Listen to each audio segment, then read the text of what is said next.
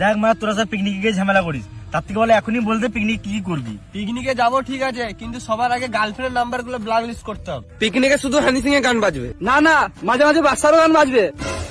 তাহলে মানে আমি যাবো না, তোরা যা গান মারা গা। ঠিক আছে হানি সিং। দেখ আমি আগে থেকেই বলে দিচ্ছি, বিয়ার থাকলে আমি খাবো না, শুধু মদ আর মাংস খাবো। বেশ যেটা পাবো সেটা খাবো। মুরগির মাংস কিন্তু খাবো না, খাসির মাংস খাবো। কত চাঁদা দিছিস? 30 টাকা। গান মায়না বেশি, মুরগির মাংস হবে। আমরা খাবো। বেশ বস, তোর জন্য একটা ডিম বেশি দেবো।